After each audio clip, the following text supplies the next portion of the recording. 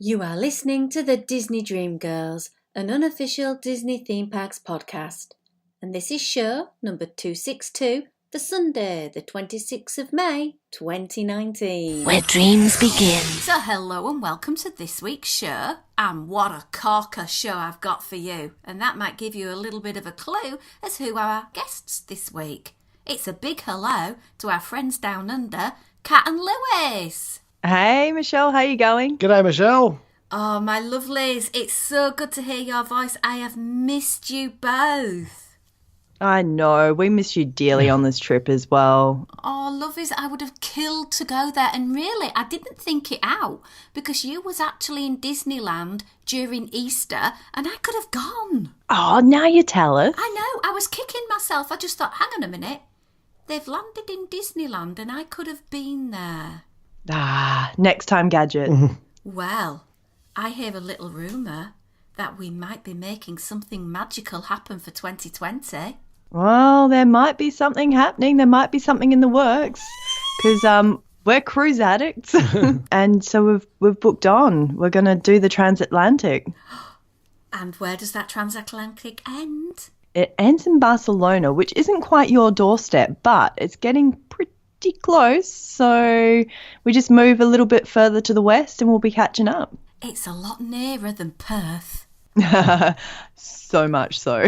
And, as the gods have permitted, it's my half-term holiday. Works out really well, really, really well. So, yeah, just got to, we've got a few details to work out with how long our trip's going to be and that kind of thing. But, yeah, we're doing it. I'll be getting the spare room painted if you want to come to England and do some whiskey places. I'm all up for it. Hey, maybe I'll just stay on for an extra few weeks. Love it. Love it. Right, well, we are on with our lovely friends today to talk a little bit about their trip because we set them some challenges, did Jane and myself, and I'm curious to see how well they actually met the challenges, exceeded the challenges, and then give us a little bit of a taster of their trip. Obviously, if you want full details, they will be reliving it over on Dis Down Under, their own lovely podcast. So let's start first with Disneyland, because that was your first destination. It was. And we were really lucky with this trip in that we got to change our booking. Originally, we were going to be staying at Paradise Pier. Mm-hmm. I had a bit of a look with the annual pass holder rates and we were able to move it to the Disneyland Hotel with minimal fuss. Actually, Christine was a huge help with that because there was a little bit of mucking around with it. We got it sorted out and we got to stay for the first time at that hotel. We haven't spoken a lot about it since we stayed there, but for me, I think of the three, it was the best hotel. Definitely out of the Paradise Pier, Grand Californian and Disneyland, it's certainly the best hotel of the three, which is odd because it's actually the oldest, but it was really nice staying there. So what made it so high up on your agenda and to get such praise from you? Ultimately, it was clean. It was, all the things that you want in a hotel. There was a warmth about the decor in the room. It didn't feel as sparse as some of the Disney hotels can be. And I mean that not just in California, but in Paris, we've experienced the same thing where it just feels like there's a bit of furniture plonked in the corner. This actually felt like there was a bit of warmth and thought that went into the decor in the room. In addition to that, it felt like it had really heavy walls. Like we never heard, when you wake up in the morning sometimes in Disney hotels and you can hear everyone's toilets flushing and showers going and that kind of thing. Didn't hear a peep. And I know that hotel had plenty of guests in it. And also the pictures on the wall as well. It's called the Disneyland Hotel, and it truly is. All of the pictures in the lobby and all the pictures in your room are like Disneyland hotels, pictures of Walt. So it was, very, very on point the whole time. And to make it even more on point, we were staying in the Fantasy Tower. It had a lovely replica, little miniature of the Disney Fantasy down in the lobby. So we're like, well, we are really setting ourselves up for this whole trip. That's great. Big question. Uh-huh. Did you ride the monorail slide into the pool? No. No, huge disappointment there. It was shut for refurbishment. Did not get to ride that. The main pool was open, so we got to go for a dip in the pool. And at one stage, I sat on the edge and said, "Lay, I'm on the slide." No, it doesn't make it. No, it's not the same. Oh. Well, let's go to our challenges, and there were 4 for this part of your trip. Mm-hmm. The first one, because you'd never done it before, did you ride the train? Did we ride the train? We rode it in style. Do you want to explain, Lou? Well, we did the train tour at Disneyland, and the train tour. What's it called? The Circle Tour, Grand Circle Tour, and it was really good because it took you through Walt's love of trains and everything like that, and you actually walked through different parts of the park, and they pointed out that there were other train attractions at some points during the history of Disneyland. But yeah, so it was really good. But you walked through it, and you eventually ended up in the New Orleans area, and where that train station is there, and jump on the train there, and then in the Lily Bell, and then go around the rest of the track to go back to the station. But it was really nice to do the circuit in the Lily Bell, which was an amazing carriage to be in. Sounds fabulous. And what did you think to the carriage? It's beautiful, isn't it? Oh, just stunning. And just all of the thought that's gone into it, and just all the little touches. Like you see all the little knickknacks and stuff that were on tables. It wasn't just a carriage with a couple of seats. It was just something else. And everyone on the tour was just constantly looking around going, "Oh, look at that," and spotting different things. It was, really nice way to travel. So we definitely did ride the train. Fantastic. The next one was to do a bit of a comparison between the beignets from the Ralph Brennan service window and for those at the Mint Julep Bar. Yeah, Mint Julep Bar. Went there and we had beignets, and they were the first beignets I've ever had. I think I had some beignets last year when we were at Disneyland at lunch. I think I had some for dessert. Did you? Yes. I didn't realise that. They were incredibly soft, and I thought really nice and light. Yeah, I really enjoyed them. Obviously, lots and lots of powdered sugar. And and we took your advice as well and had one of the mint juleps, and that was really refreshing. Really enjoyed that. And then we decided that that we wouldn't do the Ralph Brennan's ones there, but because we were going to New Orleans, we were going to compare them against actual New Orleans beignets. Ooh, go on then. What did you think to the ones from the real place? Apples and oranges. Don't get me wrong, the Disney ones were a delight, and I thought that they were a great little snack because despite their size, they were actually really light and fluffy. But New Orleans, we had 2 different kinds down there because after going to the world famous Café du Monde, we had those ones and they were great. And then Christine Sir, our travel agent, said, "You need to go to Café Beignet as well." And we tried those ones, and I liked them because they were different again. They were actually a little bit more crispy on the outside as well as having the powdered sugar. So it was a little bit like heading towards those sort of crunchy kind of pastries, even though the inside was still soft and doughy. Yeah, just really amazing. But 3 very, very different kinds of fried bread, really. So I think the main thing is that the Disneyland ones are okay, but if you want real beignets, you've got to go to New Orleans. True. Yeah. It's on the to-do list. If I ever get to travel around the USA, it's up there in the top 5. Brilliant. Let's talk alcohol, because I know at times you guys do take offence to the fact that I refer to you as my drinking buddies, because I do know you like a tipple or 2, and we challenged. Look, no offence taken. We challenged you to visit either the Lamplight Lounge or Cathay Circle and have an alcoholic adult beverage. So did you? Well, we're not really ones to take these things lightly, so we thought we'd double up. Although at Cathay Circle we indulged in a nice wine, we decided to be very adult about it. But we had, I think, not 1 but 2 of the tipples offered at the Lamplight Lounge. Yes, we did. Yep, they were very, very, very nice, very tasty. Fantastic. I have no idea what they were called. That's hilarious. Let me see if I've got some insight there. One of them might have been the Scream canister by memory, because that had the pineapple and orange juice. Do you remember that one, Lou? Mm-hmm. Oh, so that's virtually topping up your vitamin C straight away. Exactly. And I think that you may have had a second one that might have been... Oh, no, maybe it wasn't that one. Oh, maybe I can't tell you both of them. Oh, no, it was. It was Open Ocean with a Splash, which was a lovely blue concoction that Lewis had. I had one that bubbled and I cannot remember the name of it for the life of me. That's really sad, isn't it? I've really failed today. But you took us up on the challenge and you had alcohol.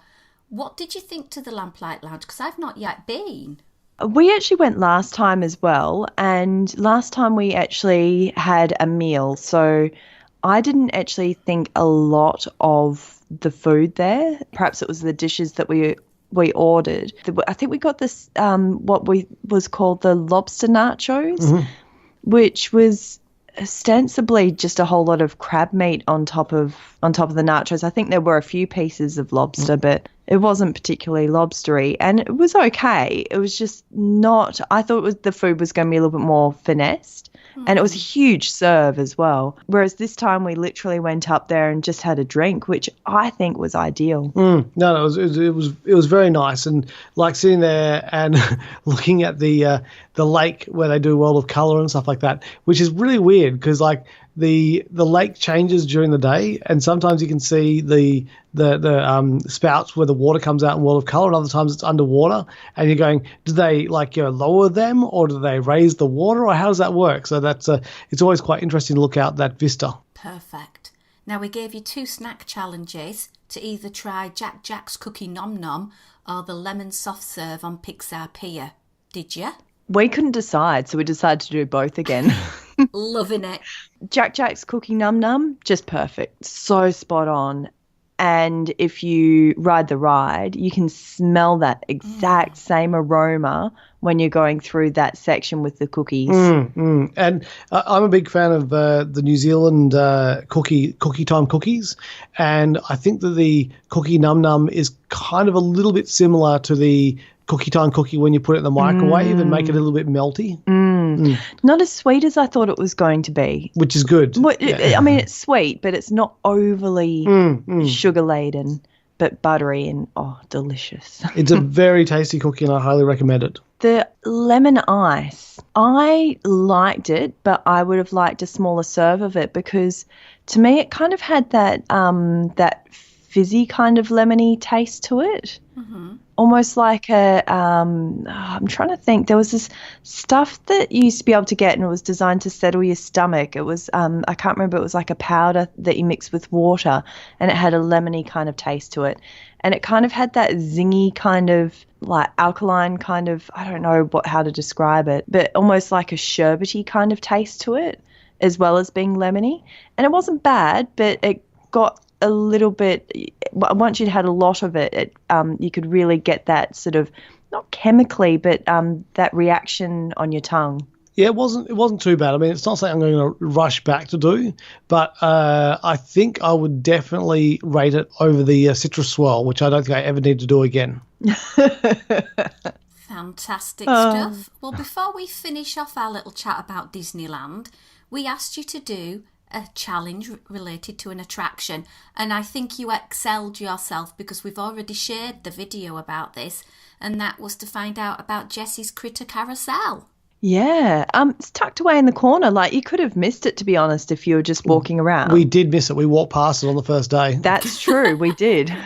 But it's really neat, and it's just like, I mean, there's not a lot to it, but you've got all the different characters that you can ride. So you've got that kind of like, while you're watching everyone else on the ride before you, you sort of go, oh, I think I might want to ride on that, or maybe on that. So it was good fun. I mean, I love me a carousel. And there were like big creatures and small creatures, and so no, it's a good fun carousel. But yeah, we did it. It was very happy we did. Fantastic stuff. Anything else you'd like to say was a massive highlight from Disneyland? Oh, the whole park. I mean, we did the different Dole Whips that they've got over at the Adventure Isle. So we had raspberry and the raspberry pineapple combination, both of which were outstanding. I think the raspberry and pineapple work really, really well together, which kind of surprised me. I don't know why, but it did surprise me. We indulged heavily in food and wine. The food was just outstanding. I think we each only had one dish that we thought was not bad, just a little bit so-so, just a little bit average, whereas everything else was just outstanding. We got to go to see a 10-minute preview screening of like an extended trailer of Aladdin, which featured a full song. So that was amazing. And they had some props that they would change at the Great Moments with Mr. Lincoln Theatre. Yeah, in that theatre. So in the foyer, they would change the props regularly, which was kind of cool. What else was a real highlight? Oh, there was so many. It was so good. We got to have our dinner. We did the chef's counter at Napa Rose. That was outstanding. The couple next to us got engaged. That was pretty special. Everything we did was just amazing. I can't think of, there wasn't a dull moment. We got to run into people and meet up with people, and yeah, it was just really good. Guardians of the Galaxy Mission Breakout is definitely a highlight. Oh, we did that over and over and over again. It was so much fun. I love it. And I'm not a Guardians fan at all. That's great. Well, I'm not a Drop Ride fan, and I was actually thinking maybe if we can get Jane onto the Guardians ride, maybe she'll become a thrill seeker like me. Oh, that could be a plan. So let's plan for Jane to get to Disneyland stat. I reckon. Probably one last one as well is that we finally went on the Rollicking Roadsters, and that was a really delightful little ride. I really enjoyed that. It was so much fun. And, watching the rides before you to see what song and choreography was going to go on for them, just had a blast, a real blast. Now, I know en route to Walt Disney World you stopped off at New Orleans. Let's just go straight to Walt Disney World. And you had 2 hotel stays there. Would you like to share a little bit about what you found out? Yeah, so we decided this time that we would stay at a value hotel and stay at Pop. I mean, you guys have spoken so highly of it, both yourself and Ashley and Sam. So we thought we'd give it a shot, see what it's like. Worst case scenario, I mean, it's just really somewhere that we're going to be sleeping during that section of the trip. We were really delighted. So we got a slightly different room configuration because obviously just the 2 of us. We're actually given a king-size bed and it had under-bed storage, which was fantastic. I mean, the pros for this hotel go way beyond the price because I thought the transport was really... Don't tell Disney that. That's true. No, I mean, because I think that it is a good price point for people. But it is. It's a really good price point. And so, the buses were regular. It was just a nice, clean hotel we found it really quiet. We didn't have any rowdy neighbours, which was good. And you've still got access to a pool. So if you want to come down and have a bit of a dip at the end of the day to rest your poor feet from doing that 20 kilometres of walking, you can do that. But it's a really great little hotel. Oh, and you can plug your HDMI cable into your TV and watch Game of Thrones. Classic, Lewis. So, yeah, just really enjoyed that. But we spent the last 3 days at the Polynesian, and that place is amazing. It's like, I mean, we've never stayed at a monorail resort, so that was fantastic. We've never stayed at a resort that's actually had water access as well, direct to the Magic Kingdom anyway. Obviously, when we've stayed at Beach and Yacht Club, we've had water access to Hollywood Studios, but a different kind of boat. I mean, these are like, bigger boats and you're going over a bigger expanse of water. The pool was fantastic. We had a choice of pools, yeah. Easy access to Trader Sam's, of course, so we indulged in a couple of tipples there. Yeah, just really, really enjoyed that hotel, and we were able to kind of wind it back a little bit and really start to relax into the holiday and just go, well, we've done this and this today at Epcot. Do you want to stay or do you want to go back and have a swim? Yeah, we'll go back and have a swim. And so, we were able to pace ourselves a little bit more. I think what you've done there is perfect, because I do not see the point of paying out big dollars for a hotel that you're just sleeping at.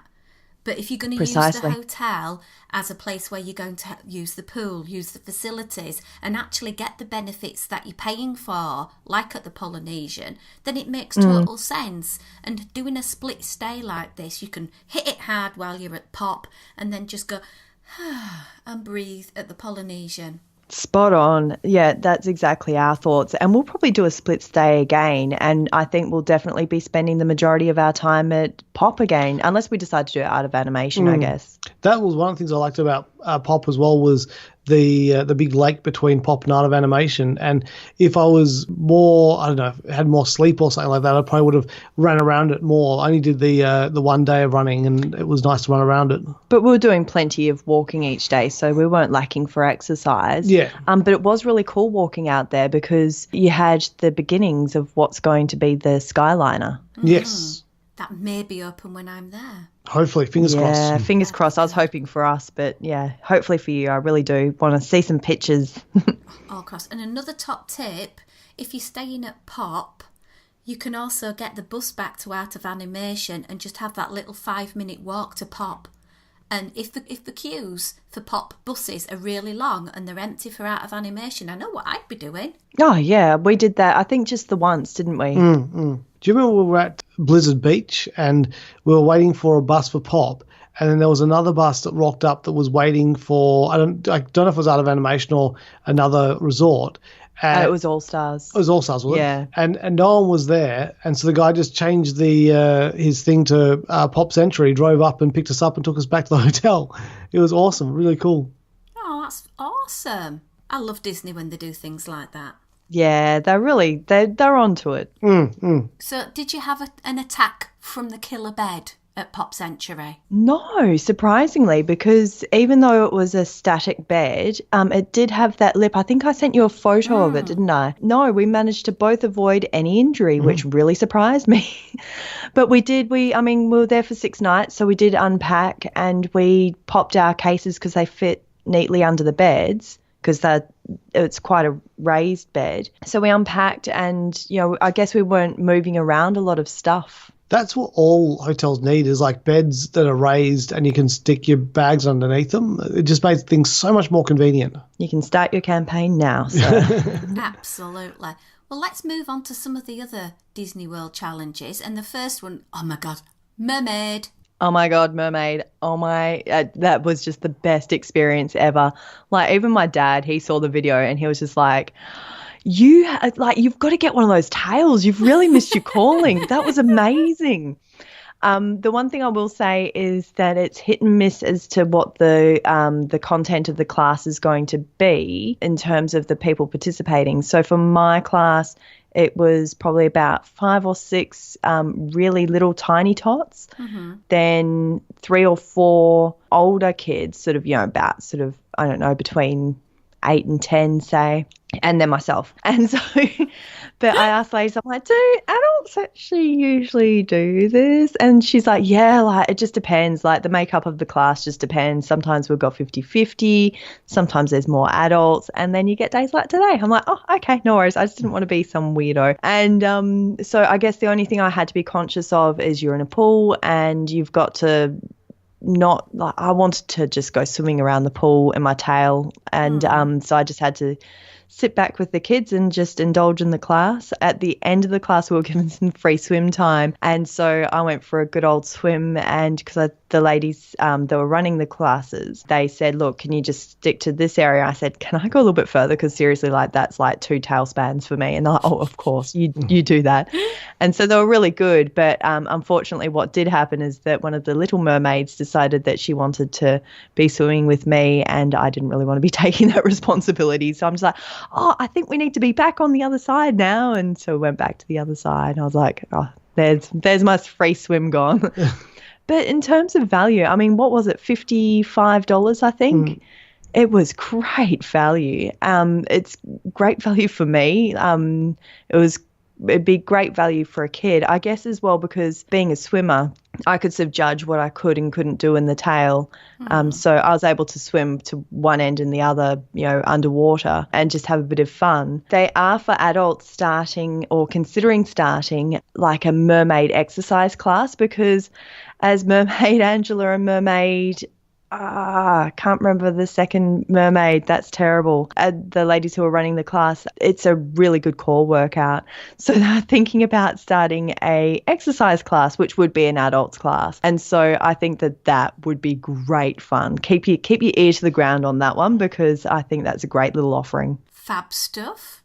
And also, if you are considering doing it or having your children do it, do consider what the capabilities of your child is, because there was one little I can't really say mermaid because she never got close enough to that point of becoming a mermaid, and she just lost her stuff and just refused to do it. She lost her thingamabobs. Yeah, and refused to do it, and the parents were all surly because they've just spent like money on something the kid doesn't want to do, but the kid was so small and was just like, nope, don't want to do this, nope, don't want to do this. And so, yeah, it was not good for that family that day. Oh, okay. Let's move on to the next one real quickly. Getting through Magic Kingdom, we wanted you to try the Dumbo's Magic Feather Brownie. I didn't find it. We failed on this one completely. Oh, I'm going to do my new noise now. I like that noise. Yeah, that's a good noise. Okay. And probably very appropriate for missing out on what looked like a really tasty brownie. But when we were down that end, the first time I looked for it and I couldn't find it, but I should have asked someone.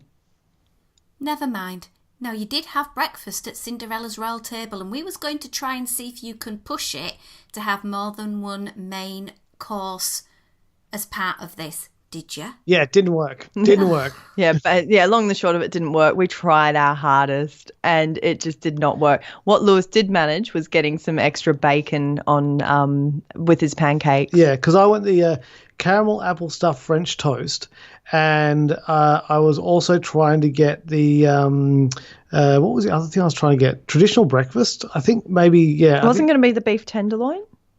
No, I don't think so. No, I think it was traditional breakfast. And I was just like going, I can't decide between the two. And he's just like, well, you're going to have to. He was, fair enough then. Wasn't the friendliest.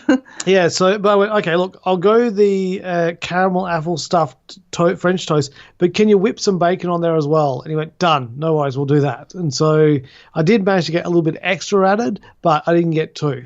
Oh, but was it worthwhile for you to do?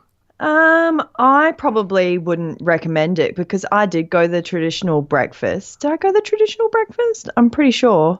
Yeah, and it was pretty average fare, I must say, if you're paying that kind of money for breakfast. Given that they're not flexible with, because if I was able to get a second dish, I was actually going to get the shrimp and grits just for funsies, just to see what it was like. But yeah, I just think that it was a little bit lackluster for that price point.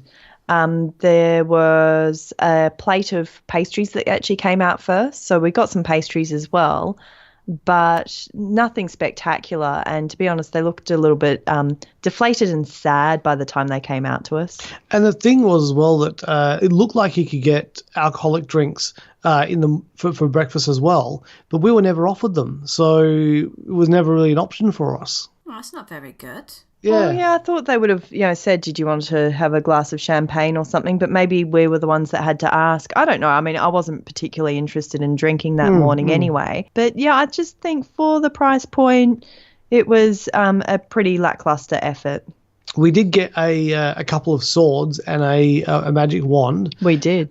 Which we, on the cruise ship, we just went and fairy dusted them into someone's fish extender. Yeah.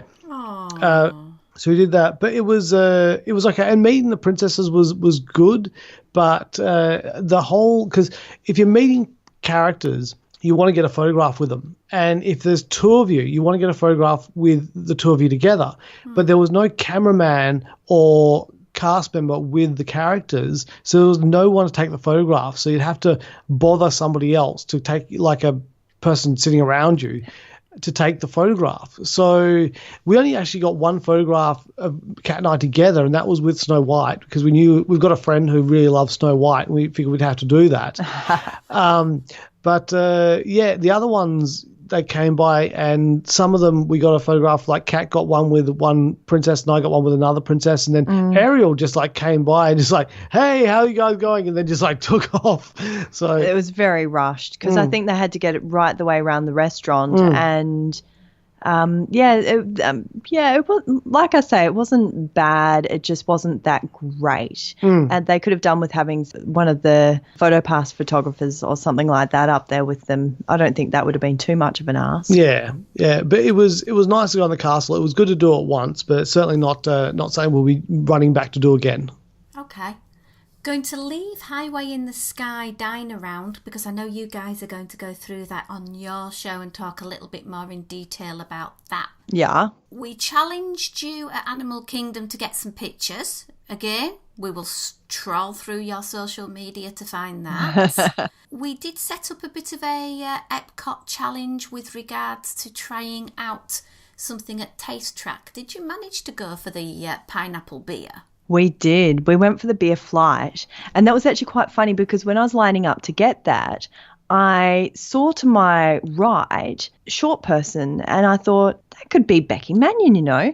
And then the lady, was serving me, so I had to turn my attention away. And then when I turned back, she'd gone. She just zipped in and zipped out. I think she was grabbing some napkins or something like that. I thought, oh, no way. And then we got a bit distracted with drinking the beer and stuff. And then when we did finally run into Becky, I was just like, "You weren't over by the pineapple thing?" And she's like, yeah, I was. I'm like, okay, it was you.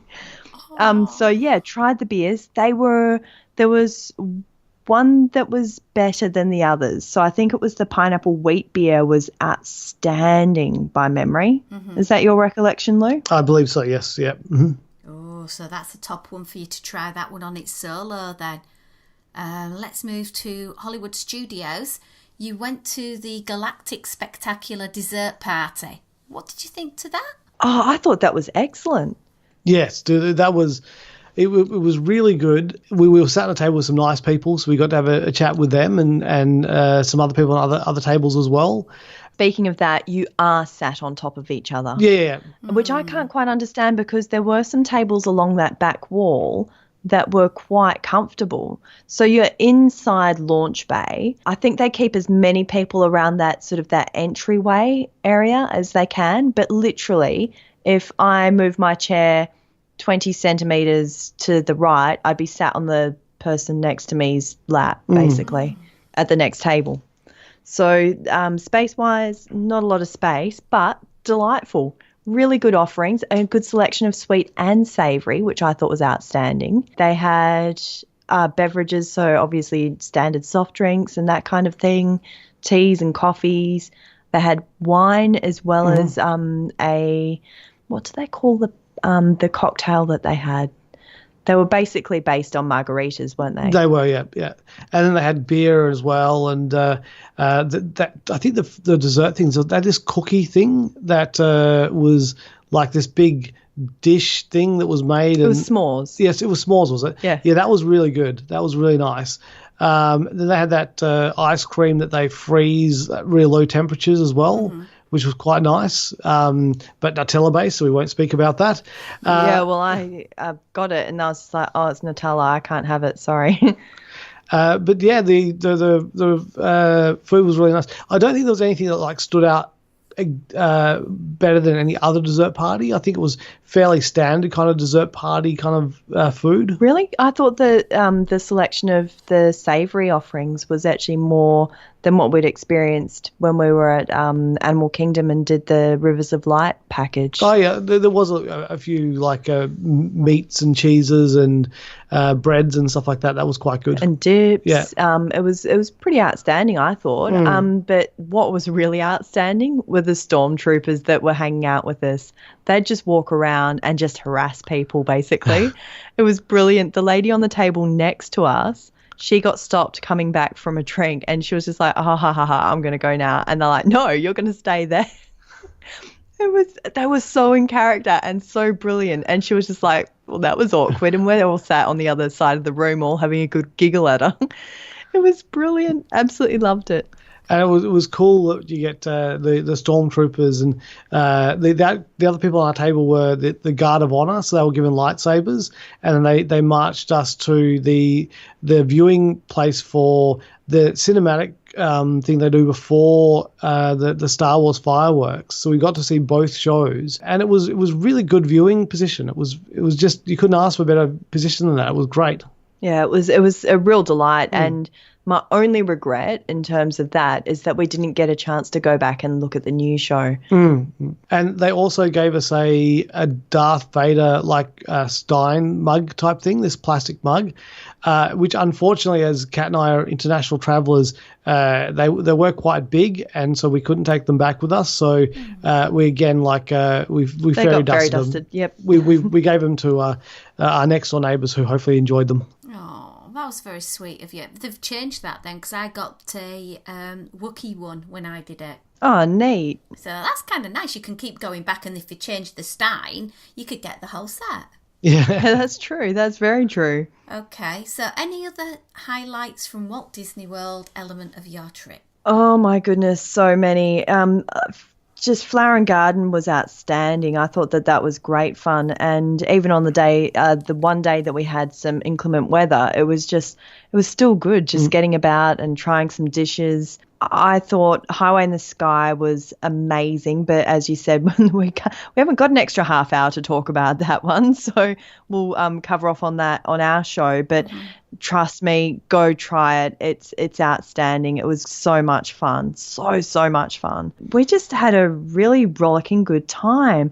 Anything else that you wanted to bring up, Lou? Violet Blueberry Vanilla Croissant Donut was awesome. Oh, yeah. That was at Taste Track, and that was really, really good. Oh, sounds amazing. Anything with sugar on top. Yum, yum, yum. And the Mickey peanut butter tart. Oh, it was so perfect. It was sweet without being overly sweet, and it wasn't as sticky and filling as I thought it was going to be. It was a really great little snack. Oh, that lobster on a stick.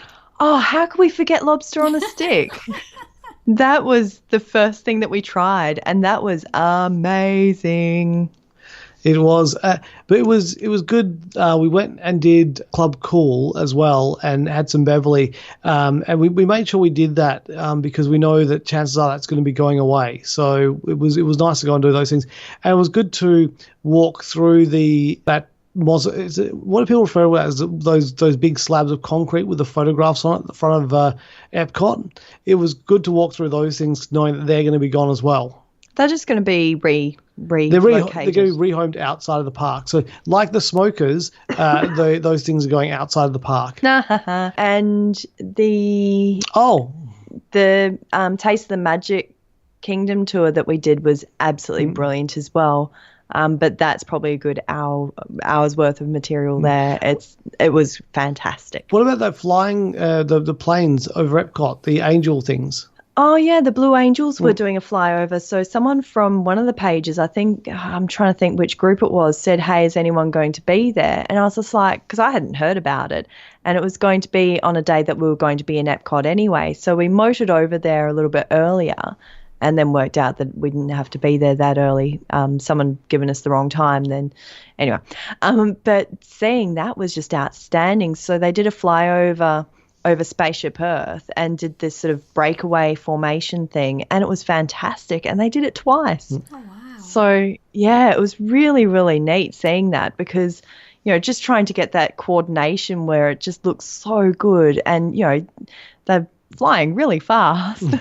And so I thought that was really outstanding. So, yeah, seeing that was really special, I thought. Fantastic stuff. Guys, it sounds like you've had the most amazing time yet again on your wonderful travels.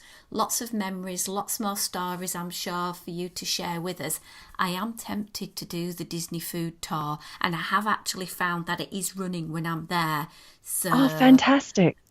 I'm going to abandon Tom to go play on Star Tours or something over in another park, and I'm going to go and have myself a Magic Kingdom morning and enjoy it. So, yay! That's awesome. Do that. And I think we'll just have to have you back another time to talk about cruise line.